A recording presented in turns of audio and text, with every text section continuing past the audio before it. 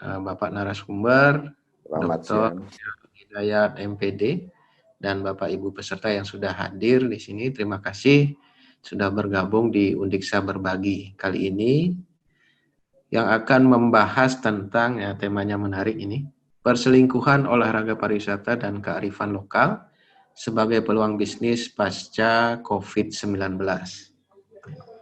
Nah, nanti sebelum kuliah ini dimulai, mohon izin ada beberapa hal yang saya sampaikan kepada Bapak Ibu peserta.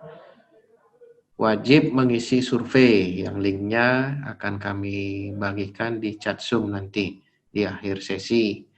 Kemudian nanti pada sesi tanya jawab, peserta yang ingin bertanya silakan angkat tangan dengan klik tombol raise hand yang ada di fasilitas Zoom. Oke, selamat mengikuti jalannya pemaparan materi kuliah online Undiksa Berbagi. Semoga bermanfaat untuk kita. Dan waktu kami persilahkan kepada narasumber untuk membuka materi. Dan kemudian silakan langsung ke sesi tanya jawab nanti. Oke, silakan Bapak. Ya, terima kasih Pak Widi ya atas bantuannya untuk mempersiapkan kegiatan Undiksa Berbagi batch kedua ini. Terima kasih juga kepada Bapak Rektor dan jajaran pimpinan Undiksa yang memberikan kesempatan kepada staf dosen, khususnya saya, untuk ikut berbagi ide, pemikiran yang berkaitan dengan bagaimana kita sebagai akademisi untuk menyebarluaskan ide pemikiran kita. Pagi ini saya mendapatkan jam pertama di batch kedua di tanggal 26 Juni 2020. Terima kasih yang sudah berkenan bergabung ya, meskipun masih 16 orang ataupun tambah sedikit nantinya. Saya kira tidak masalah karena memang ini tidak ada absen, tidak ada apa dan sebagainya. Yang jelas dari hal yang perlu saya tekankan bahwa ide dari apa yang saya sampaikan ini adalah sesuatu yang menarik bagi saya.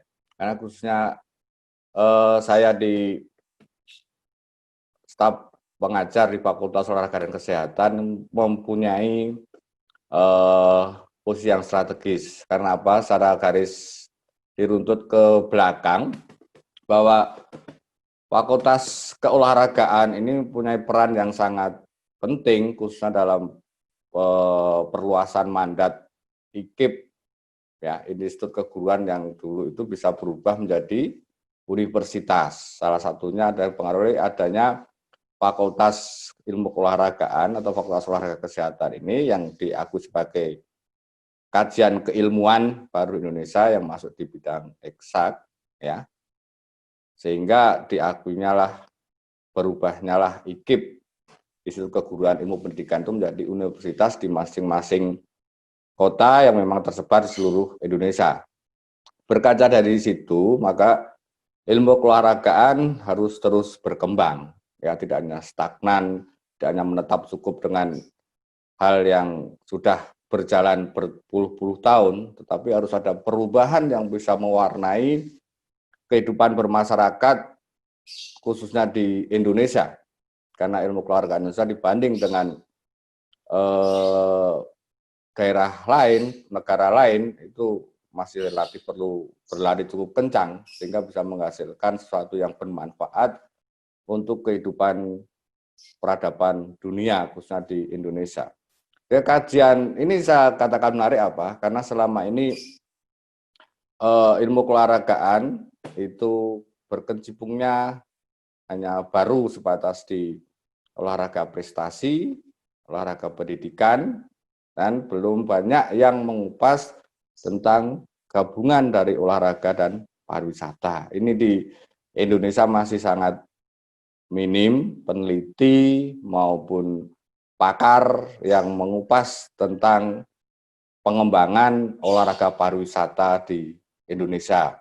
Sehingga saya sebagai akademisi keolahragaan mempunyai tanggung jawab bagaimana ilmu keolahragaan ini mampu berkembang, mampu bersaing dengan ilmu-ilmu yang lain yang sudah mapan, yang mampu mempengaruhi peradaban masyarakat, ya khususnya bagaimana membuat kehidupan masyarakat itu akan lebih baik.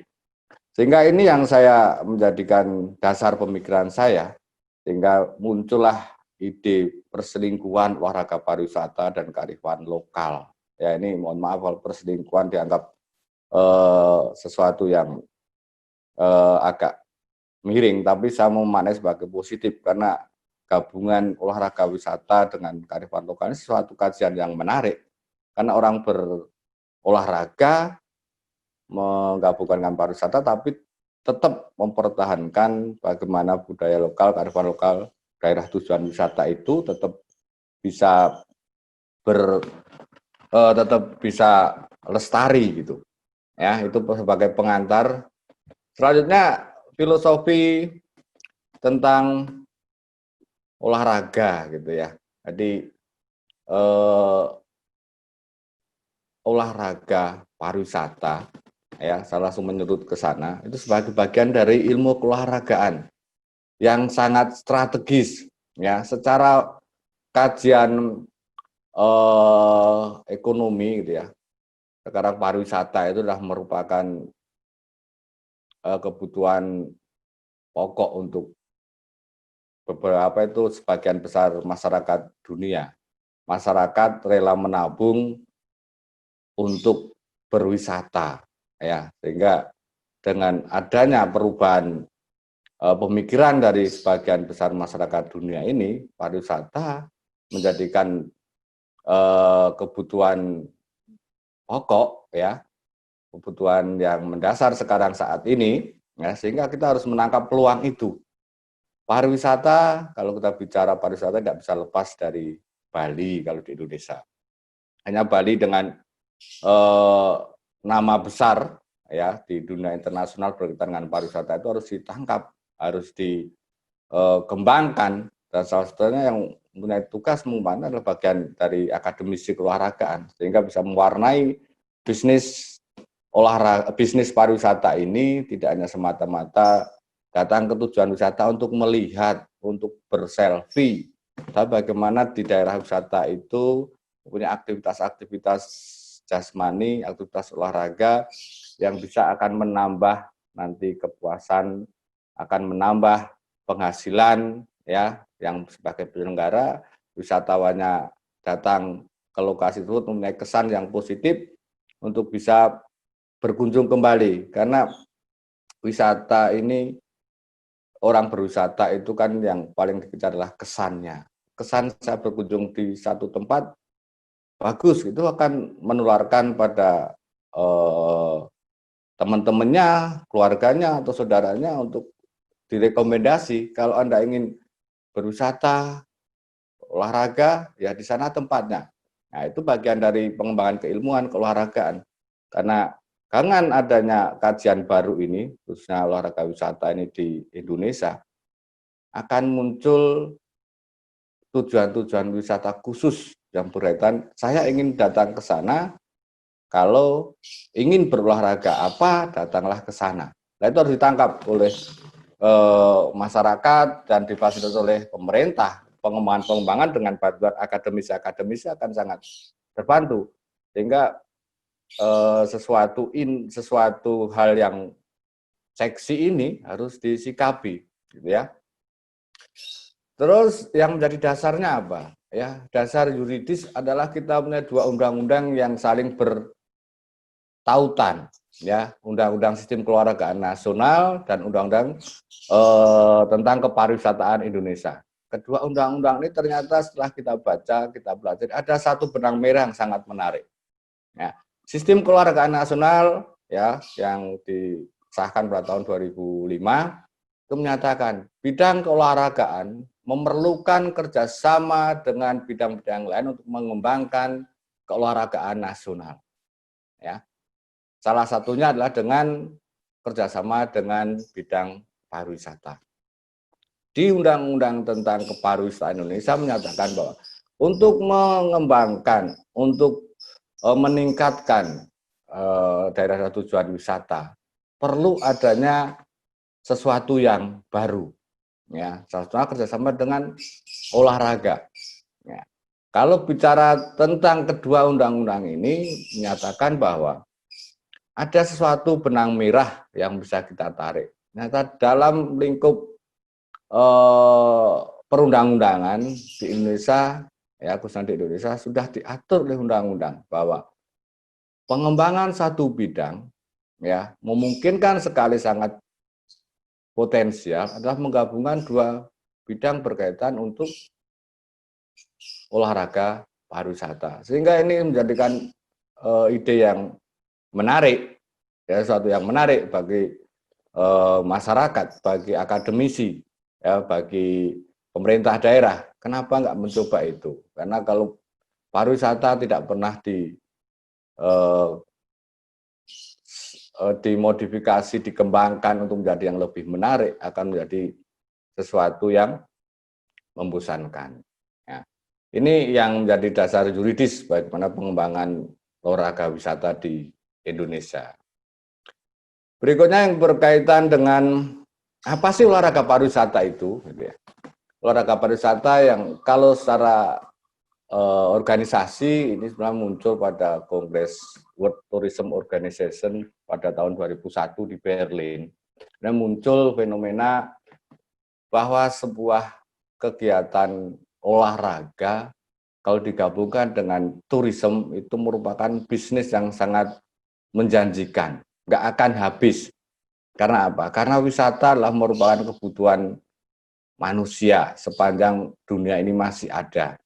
Ya, kalau kita mengeksploitasi sumber daya yang lain untuk mendapatkan devisa negara, itu akan habis. Contoh minyak bumi, gas dan sumber daya alam yang lain itu nggak bisa kita andalkan gitu. Makanya wisata inilah yang akan menjadi sesuatu yang menarik bagi suatu negara yang mampu mengelola dengan baik. Sehingga muncullah kalau sekarang kalau melihat orang berkunjung ke suatu daerah, ya pasti dia akan membawa sesuatu dari negaranya, minimal bekal gitu ya, untuk mendapatkan visa dan sebagainya, bayar pajak dan sebagainya. Itu sesuatu yang sangat luar biasa kalau bisa kita tangkap gitu ya.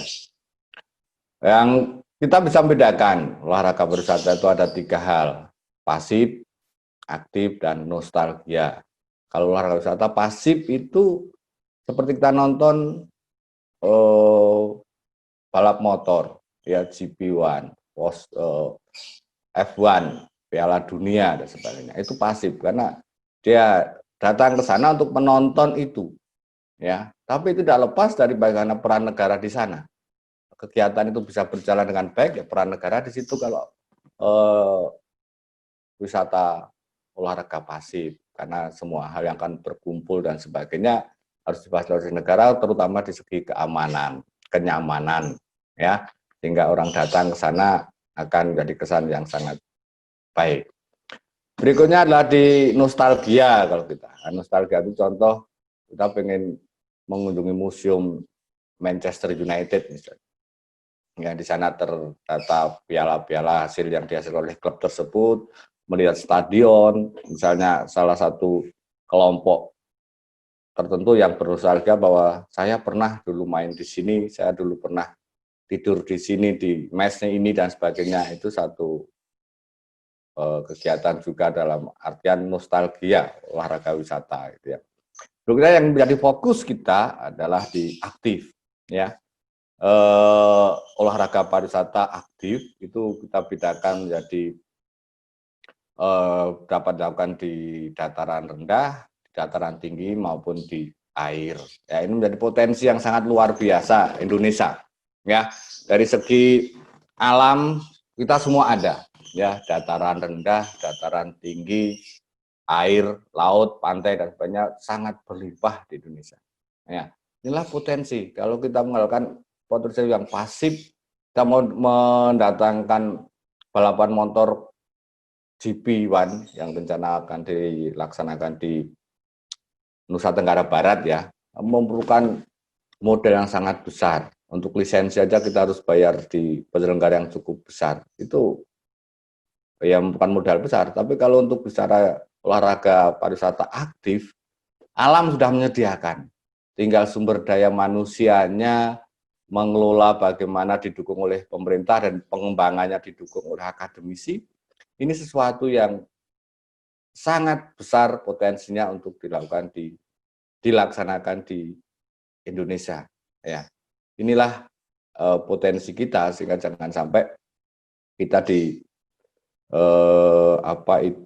diterenakan oleh indahnya alam, ya, bagaikan tanah surga yang jatuh dari langit, itulah Indonesia, tapi tak terlena, tidak bisa manfaatkan itu dengan bijaksana, sehingga negara lain yang akan memanfaatkan itu. Kita bisa melihat kalau ini nggak dicegah, pelaku-pelaku bisnis olahraga wisata, contoh di Tanjung Benua gitu ya, di pantai ada di sekitar Singaraja gitu ya, itu pengelola olahraga pariwisata itu ternyata modal-modal dari luar negeri gitu, karena melihat potensi dia.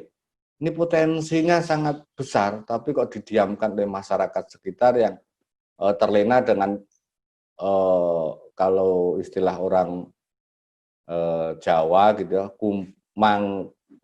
mangan orang mangan, yang penting kumpul, makan tidak makan, yang penting kumpul, sehingga santai orang desa. Tapi ini potensi, kalau kita tidak bisa mengambil peluang ini, nantinya kita sebagai penonton di tanah sendiri, kita sebagai orang yang hanya bisa berkeluh kesah, ya, karena kita nggak bisa menangkap peluang, ya.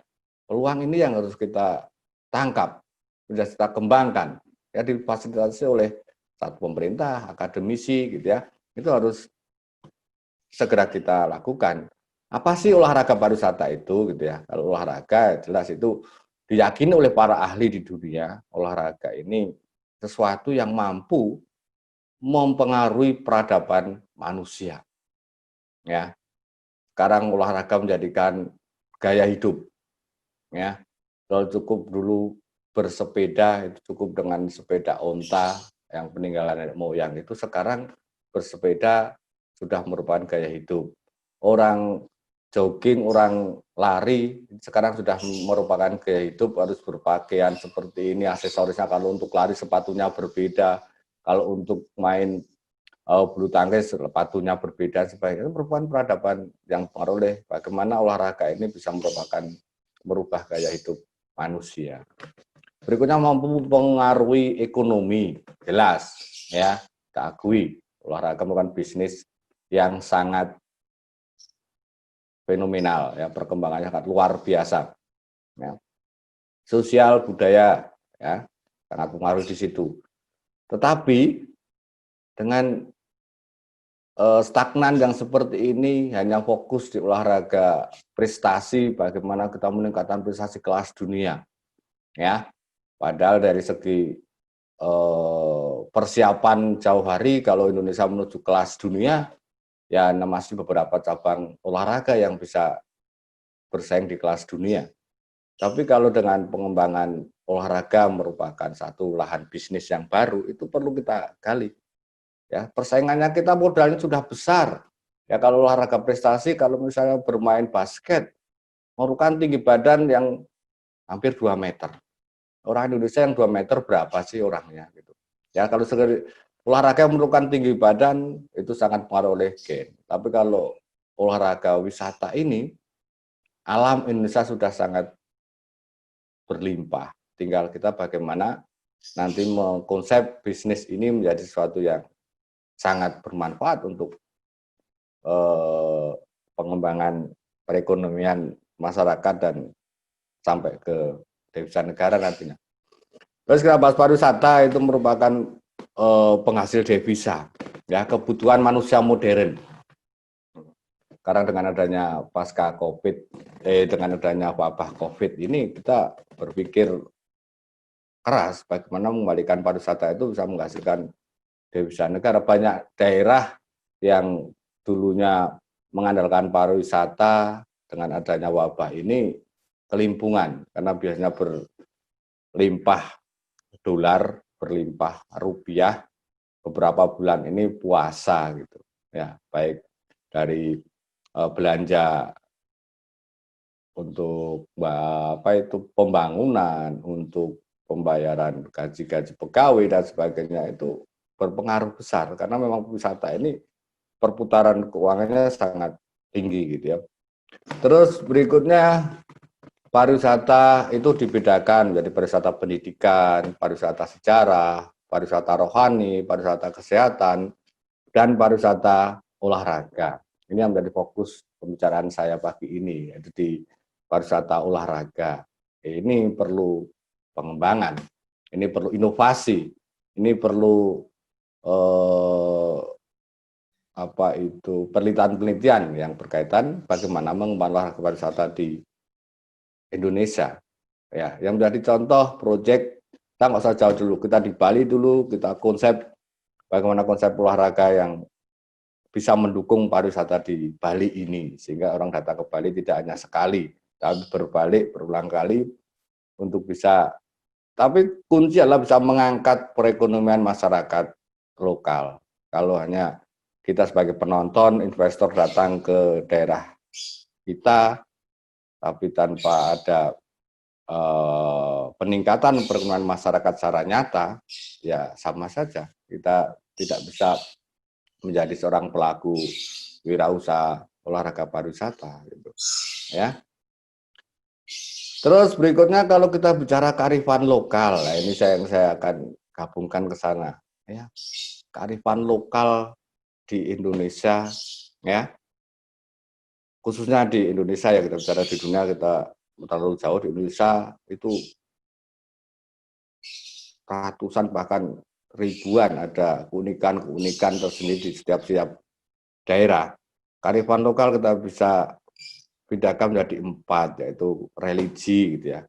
Religi itu berkaitan dengan bagaimana kita meyakini adanya kekuatan di luar kekuatan manusia. Itu masing-masing daerah mempunyai kearifan sendiri-sendiri ya, berbagai macam kegiatan-kegiatan ritual yang menyangkut di religi ini masing-masing daerah mempunyai keunikan maupun nilai-nilai yang sangat mendalam yang kalau kita kumpas ya itu sangat menarik bagi kita, bagi orang luar jika akan datang. Misalnya ada satu suku di Baduy gitu misalnya, orang akan melihat bagaimana di sana itu berkehidupan religinya ya, akan menarik di sana. Tapi juga kita harus bekali bahwa keunikan-keunikan ini tidak bisa dirubah, tidak bisa dimusnahkan, ya tetap kita harus jaga kelestarian.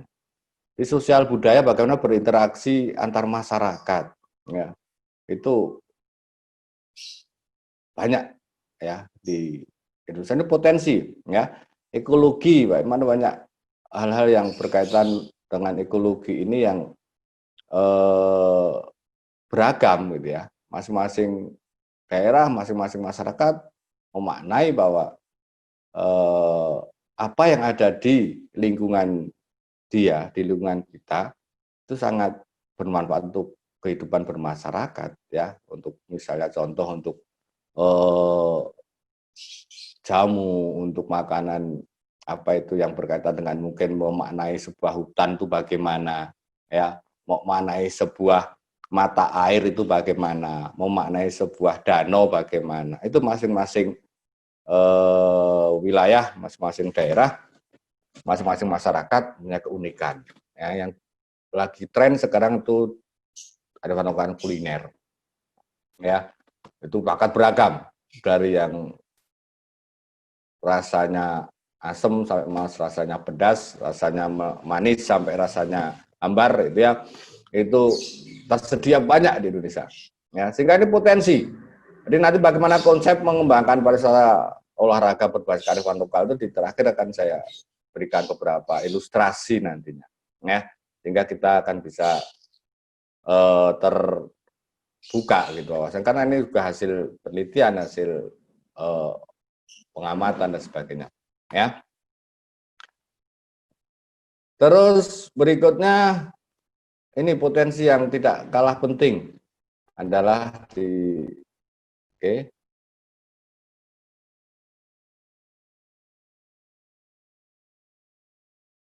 Nah, ini potensi Indonesia secara geografis, budaya, dan alam. Ini merupakan potensi pengembangan. Ini merupakan potensi yang sudah ada di Indonesia. Tinggal bagaimana kita meramu. Potensi pengembangan adalah geografis, sudah tahu. Kita dari pelajaran waktu SD pun kita tahu kalau strategis posisi Indonesia itu memang diakui oleh dunia. Ya, diakui oleh dunia bahwa terjadi persilangan lalu lintas dunia itu pasti lewat Indonesia.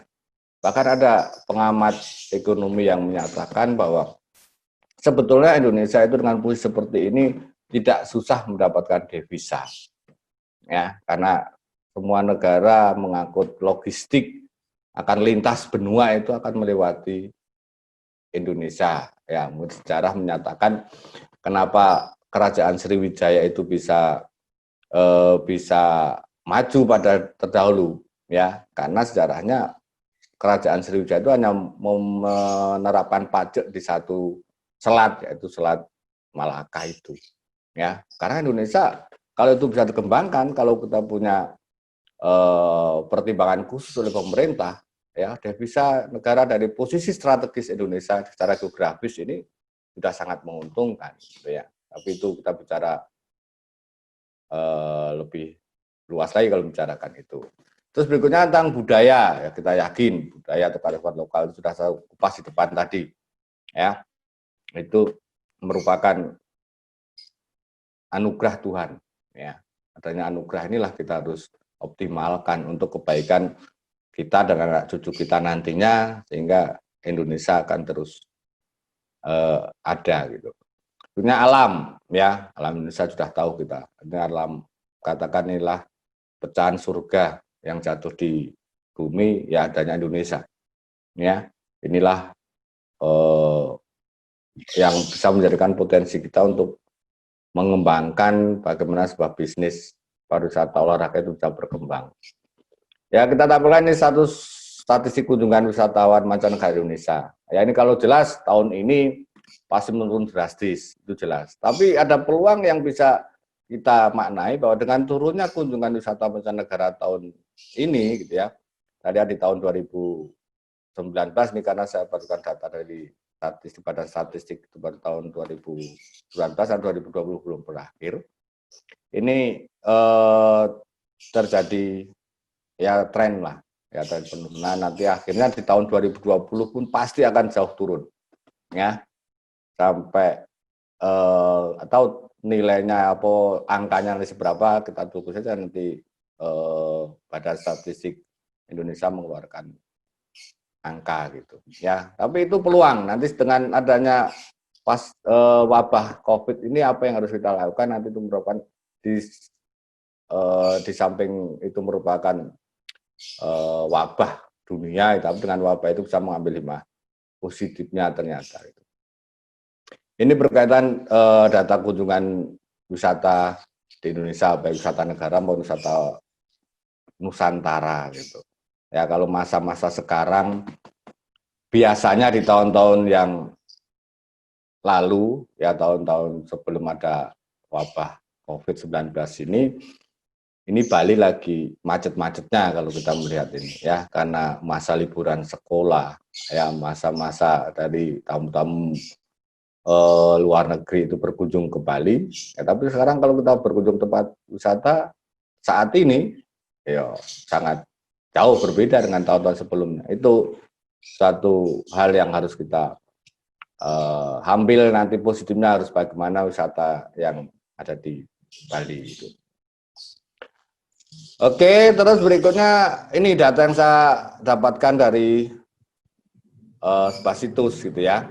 Jadi perkembangan sport tourism Indonesia juga sektor pertumbuhan yang mengalami pertumbuhan sangat cepat, yaitu 6% per tahun. Nah ini potensi, ya. Ini potensi ya. Jadi dari situs yang saya ambil dari internet gitu ya. Ini suatu yang sangat menarik gitu, ya. Tapi dari sini apakah masyarakat sudah bisa menikmati banyak gitu ya? Ini menjadi pertanyaan. Dengan data seperti itu, tapi ternyata kita harus bagaimana?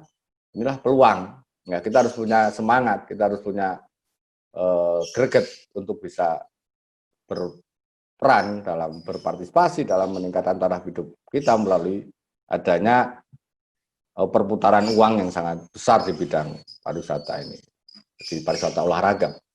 Karena banyak investor yang menikmati, tapi masyarakat hanya sebagai, mohon maaf, berperan sebagai juru parkir, berperan sebagai satpamnya, berperan sebagai, dan yang berkaitan bukan sebagai bagian inti dari kegiatan itu. Ya, ini saya ambil juga dari situs ya, dari sindunews.com. Di masa mendatang, sport tourism adalah sudah selayaknya menjadi promosi ke luar negeri.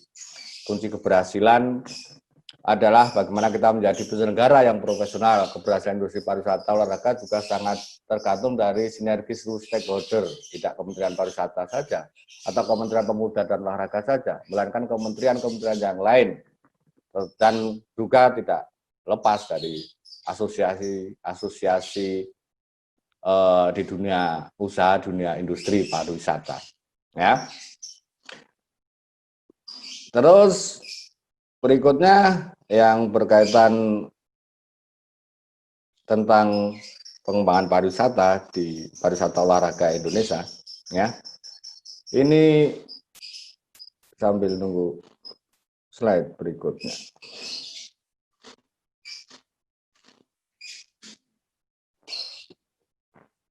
Ini industri olahraga pariwisata, ya. Ini ada hal yang mempengaruhi di situ. Ya, ada 4 kalau saya pecah dalam beberapa bagian, yaitu olahraga pariwisata bisa berkembang, ada beberapa 4 hal yang mempengaruhi, yaitu olahraganya apa yang cocok di daerah tersebut. Ya. Berikutnya pariwisata, olahraga jelas yang bisa dikembangkan di sana. Budaya apa yang bisa kita angkat untuk menjadi aktivitas olahraga pariwisata itu menarik. Terus bagaimana meningkatkan perekonomian masyarakat lokal.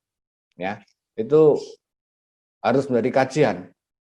Karena tanpa ada hubungan yang baik antara 4 bidang ini akan menjadikan olahraga wisata yang menjadi bisnis yang hanya dinikmati oleh investor luar, masyarakat lokal tidak bisa menikmati secara optimal itu. Ya, selanjutnya ini yang cukup menarik. Ya, sekarang dengan adanya COVID-19 semuanya berkaitan dengan normal baru gitu. New normal, saya ambil new normal tourism. Ya. Masa terdahulu senang sekali kalau ini rombongan besar, kita sudah dilarang, kita sudah dianjurkan oleh WHO lewat pemerintah kita. Orang tidak boleh berkelompok, berdesak-desaan. Ya, itu harus diambil hikmah bahwa sekarang berwisata rombongan besar itu sudah tidak direkomendasi. Ini new normal dalam tourism. Bagaimana nanti mengkonsep wisata yang tidak banyak tetapi berwisata atau wisatawan itu berkualitas. Selain itu tugas kita semua gitu, bagaimana membantu pemerintah untuk membuat atau menjadikan wisata ini tetap menjadi bisnis yang menjanjikan, tapi tidak boleh lepas dari protokol kesehatan. Contoh sekarang yang real, kalau kita mau naik kendaraan umum, ya bis contohnya, kita mau ke Surabaya, sekarang satu penumpang harus membayar 2 kursi, ya, karena itu protokol kesehatannya. Itu akan terjadi di wisata, tapi itu kebijakan-kebijakan khusus, ya. Jadi datang ke tempat wisata yang seperti contoh kita melakukan, kalau di Jawa gitu, di Jogja itu ada satu fenomena wisata susur sungai melewati goa, ya, di daerah Gunung Kidul itu yang masuk ke sungai saja seperti ikan kecil-kecil yang kalau orang Jawa bilang cetul itu ya. Itu gimana nanti bisa berkelanjutan kalau nggak mengikuti pedoman new normal ini, karena nggak boleh berdesak-desakan, harus ditata, harus diatur, harus dibuatkan ide-ide khusus sehingga wisata ini tetap bisa berjalan, mengurangi rombongan berdesak-desakan, lebih fokus ke wisata secara individu sehingga menghasilkan wisatawan yang berkualitas. Ya, kualitasnya itu bagaimana nanti kita bahas gitu, karena apa sih yang harus wisatawan berkualitas itu gitu ya. Kita bahas tentang wisata berkualitas itu apa kriteria wisatawan berkualitas. Ya, yang jelas ya kita harus paham kalau wisata berkualitas, pertama seorang wisatawan itu harus sehat gitu ya, sehat, nggak boleh wisata ke sini membawa bibit penyakit, karena kita tahu kalau kita baca di perkembangan informasi bahwa virus ini juga datangnya dari luar negeri gitu ya, sehingga nanti bagaimana bisa mengatasi wisatawan yang berkualitas harus penyaringan khusus dari pintu-pintu masuk ini harus continue. Sekarang kita harus, kalau kita bisa melihat, kalau kita mau datang ke, contoh kita datang ke Bali, kalau lewat bandara kita harus melalui swab, kalau lewat pelabuhan kita harus melakukan rapid gitu ya. Itu kalau itu bisa berjalan, ya akan merubah mindset orang itu memang cukup besar, cukup susah gitu ya. Tapi itu harus kita lakukan. Wisatawan yang datang harus mempunyai sikap yang baik, sikap yang bisa menghargai. Ya itu tugas nanti pengelola, tugas tadi minimal catatan-catatan dalam rekod tindak tanduk atau tingkat kejahatan apa yang sudah pernah lakukan dia di daerah asal itu harus nanti sertai, kita harus punya catatan bekerjasama dengan duta-duta besar itu ya, jangan sampai wisatawan ke sini nanti bikin onar, wisatawan mabuk mecahin kaca mobil penduduk kan juga tidak bisa kita terima. Nanti akhirnya kita berlindung, ya sudah, orang dia punya uang bebas-bebas saja, nggak seperti itu ya. Berikutnya harus modal cukup dari finansial ya, tidak ada lagi. Kalau kita berkaca dari wisatawan berkualitas ya, ya memang kita nanti pemerintah harus screening di pintu-pintu masuk, kamu punya uang berapa datang sini, kamu punya modal berapa gitu untuk hidup selama sekian hari di sini gitu. Jangan sampai di sini nanti kehabisan bekal membuat kejahatan, harapannya deportasi gratis dari negara. Nah, nanti yang repot kita semua gitu ya. Berikutnya ya, ini peluang usaha ya, adanya wisatawan berkualitas, adanya sumber daya alam dan budaya yang yang sangat berlimpah. Nah, pertama yang seperti siapalah SDM ya, bagaimana memberikan sumber daya manusia dalam bidang pariwisata olahraga ini yang mampu mengelola kegiatan ini peluang ya, karena kalau kita bicara sumber daya manusia ya di pariwisata ini memang merupakan suatu yang pokok, adanya alam yang hebat, yang bagus, adanya budaya yang berlimpah, adanya wisatawan yang berkualitas. Tapi kalau SDM, pengelolaan SDM, penyiapan SDM ini dilupakan, ya tidak akan menjadi sesuatu yang positif bagi masyarakat setempat. Nah, ini tugas lembaga pendidikan, ya, pemerintahan, lembaga-lembaga organisasi di dunia usaha untuk menciptakan SDM yang siap untuk menangkap peluang ini, ya, jangan menjadikan peluang ini hilang bisa diambil, apalagi dengan sekarang perdagangan bebas, orang tenaga kerja asing masuk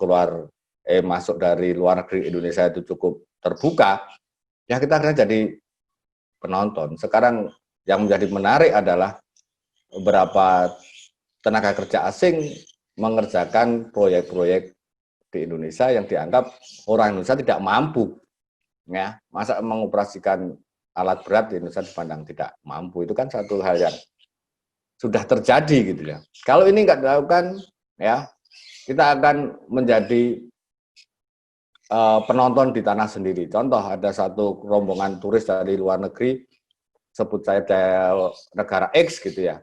Dia penerbangannya sudah langsung dari negara itu langsung turun ke Bali, sudah tersedia. Nanti turun pesawat sudah diterima oleh agen yang dimiliki oleh investor negara tersebut, ya. Masuk ke hotel sudah investor dari negara tersebut. Belanja, melakukan aktivitas olahraga atau aktivitas berwisata dilakukan semuanya oleh investor atau agen-agen yang sudah ataupun yang berasal dari negara tersebut. Sehingga bisa dikatakan kemarin ada fenomena yang diungkapkan oleh pengamat pariwisata. Negara X datang ke Bali itu tidak membelanjakan uangnya pada masyarakat lokal, tetapi dia hanya bayarnya di Bali, bayar, mohon maaf, bayar kencing ke toilet dan buang air aja di Bali. Uangnya berputar kembali lagi ke negara dia. Kita nggak dapat apa, kita hanya dapat uang menyediakan toilet saja gitu. Ya, itu kan sudah terjadi sehingga SDM ini menjadi suatu yang pokok. Ya, jangan sampai kita terlena gitu. Wisatawan banyak berkunjung tapi hanya sebagai penonton. Tapi makanya harus kita rangsang generasi muda di Indonesia. Loh, saya punya modal ini loh, tinggal nanti bagaimana lembaga pendidikan ini menyiapkan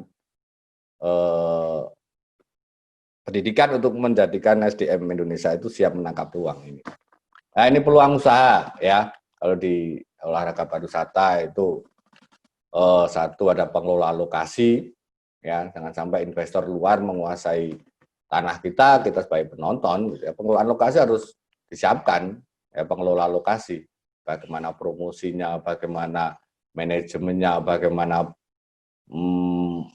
melestarikan lingkungan dan sebagainya, itu pengelola lokasi yang harus siap, dan itu melakukan peluang usaha dengan tiketing dan sebagainya. Berikutnya pemandu ya.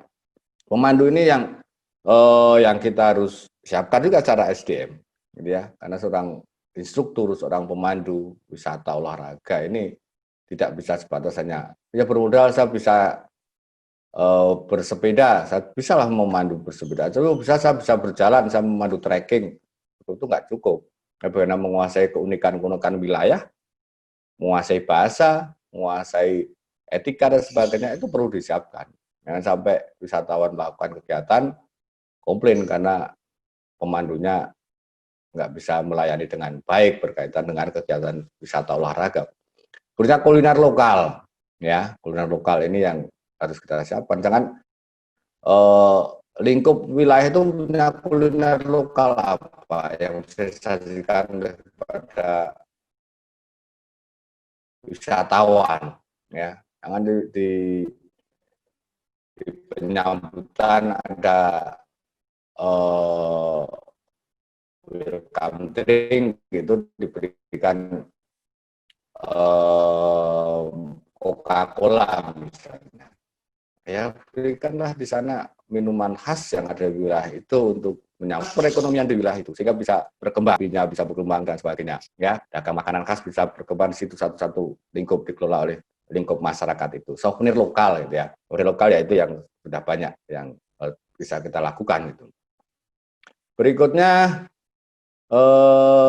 nah ini yang perlu kita siapkan ini ya di slide ini saya mengatakan bahwa bagaimana mengembangkan potensi alam itu ya kita harus lakukan analisis potensi wilayah ya, analisis kebutuhan apa yang bisa dikembangkan di situ ya, itu merupakan riset ya. Risetnya ini yang akan menghasilkan satu kebijakan kita sampaikan ke masyarakat, sampaikan ke pemerintah berkaitan ini loh wilayah untuk punya keunikan ini, punya keunggulan ini, punya potensi wilayah ini, ayo kita kembangkan untuk olahraga wisata ya.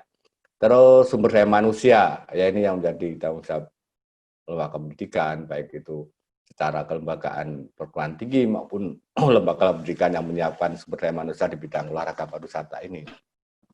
Nah, promosi ini yang penting, karena adanya bagus semua tapi nggak pernah dikenal orang ya repot.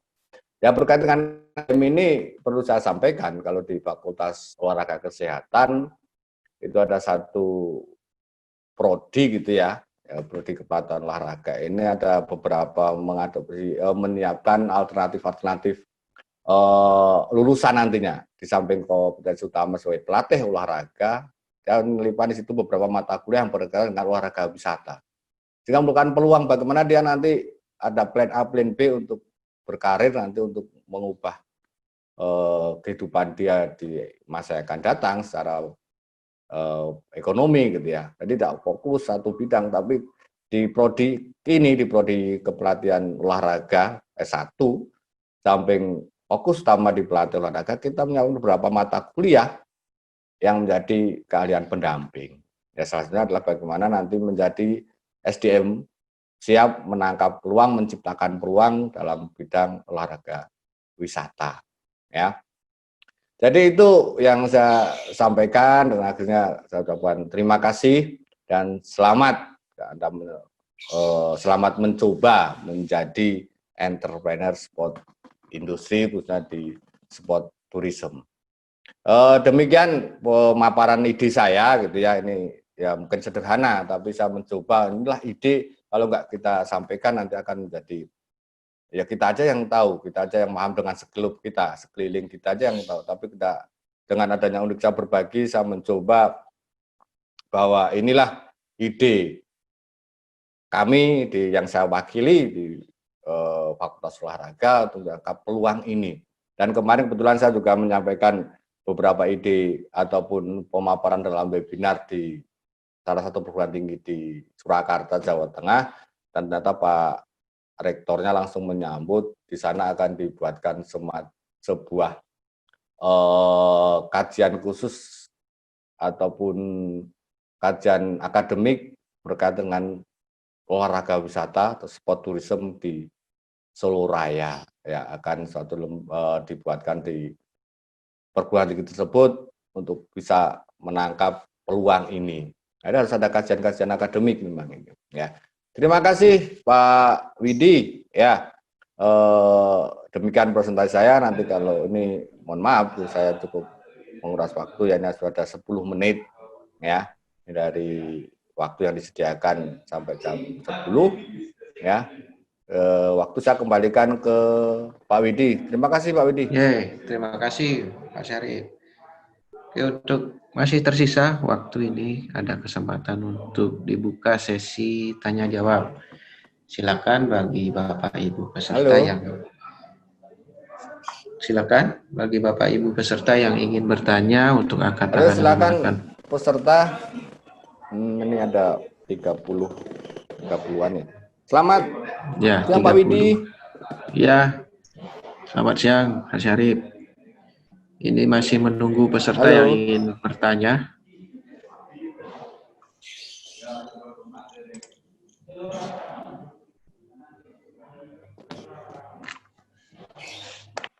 Ya, silakan Bapak Ibu peserta yang ingin bertanya untuk raise hand yang ada di Zoom untuk angkat tangan.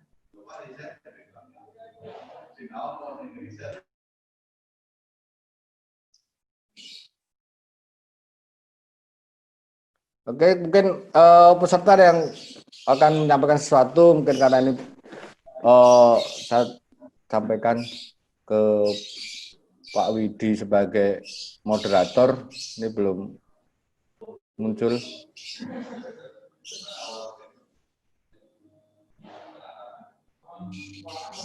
Halo Pak Widi.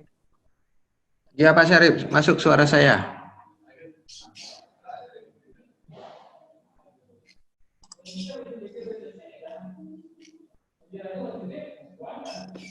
Mas Syarif.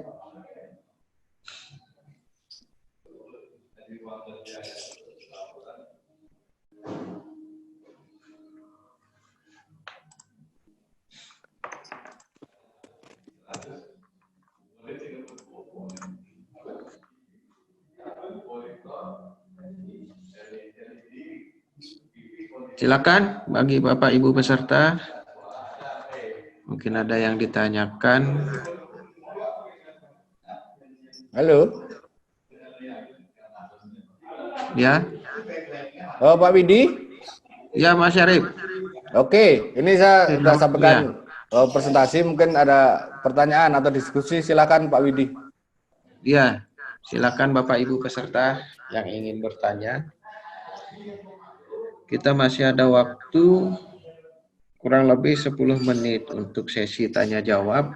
Silakan Bapak Ibu yang ingin bertanya untuk raise hand di fasilitas Zoom-nya.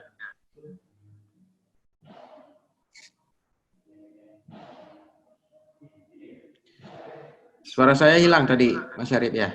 Iya, tadi tak panggil-panggil nggak dengeran Pak Widi. Ya kayaknya speakernya situ. Apa lagi ngopi?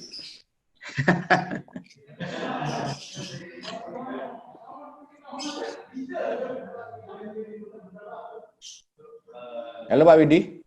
Ya, kayaknya belum ada respon dari peserta ini.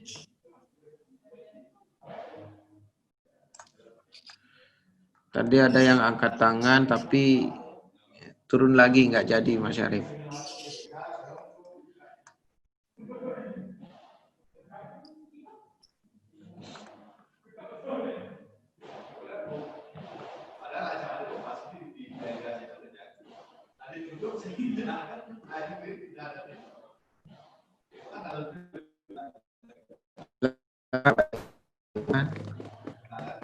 Mungkin ada yang ditanyakan tentang materi. Halo para Kan peserta. Pak Widi, kalau memang sudah tidak ada yang perlu diskusikan, mungkin untuk persiapan sesi berikutnya Pak Widi. Ya, ini ada satu dari Yulia Pratiwi, Bapak. Saya persilakan unmute. Ya, silakan bicara. Halo. Baik, saya ingin bertanya. Tadi dijelaskan perlu riset untuk mengembangkan olahraga dan pariwisata. Riset yang bagaimana itu, Pak?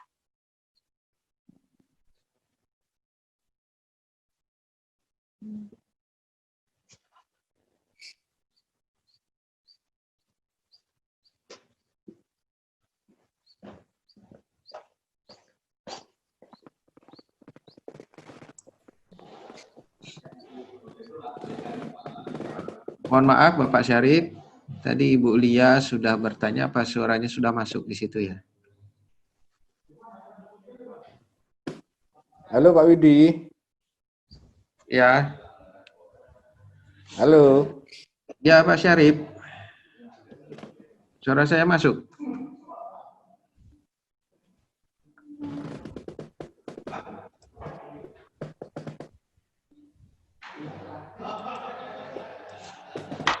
Mohon Ibu Yulia bisa diulang biar tersampaikan pertanyaannya kepada Bapak narasumber.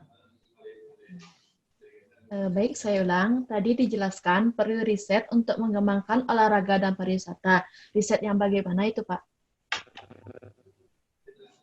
Bagaimana Bapak Syarif, sudah bisa didengar pertanyaannya?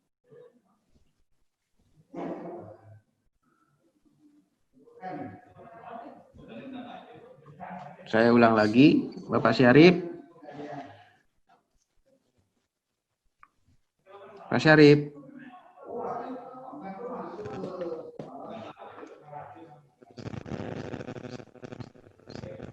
Pak Syarif.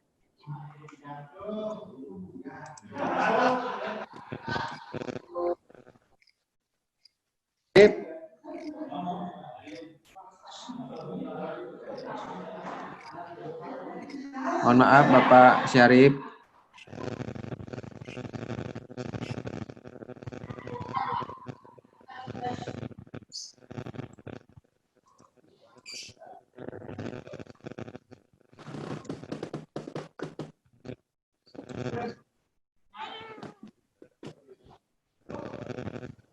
Oke ya, para peserta, ini kayaknya moderator Pak Widi masih ada gangguan teknis ya.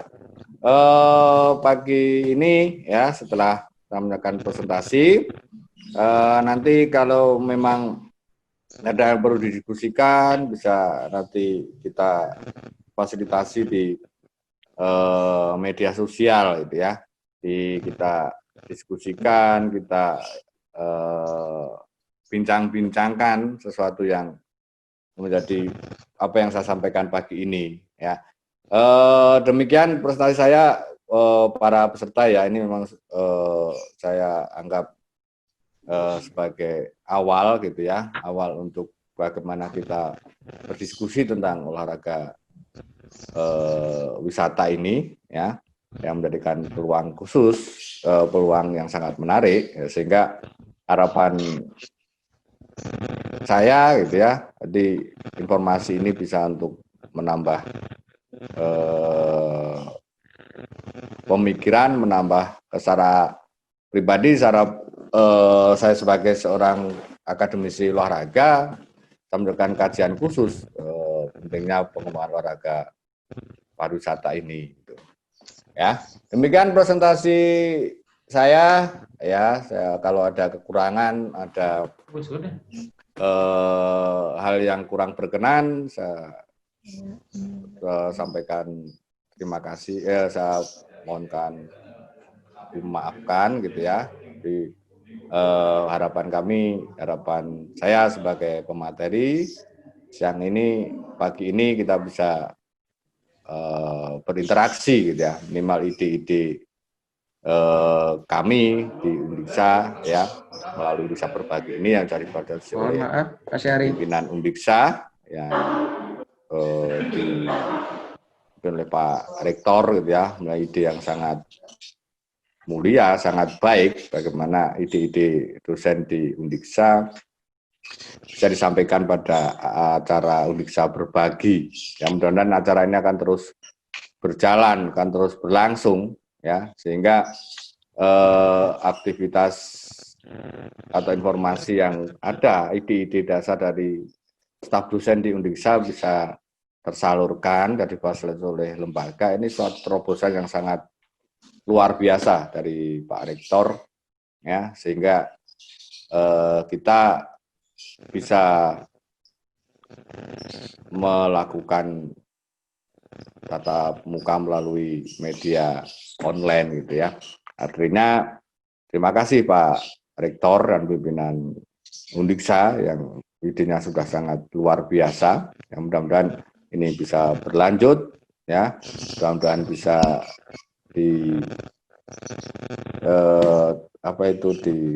diteruskan gitu ya.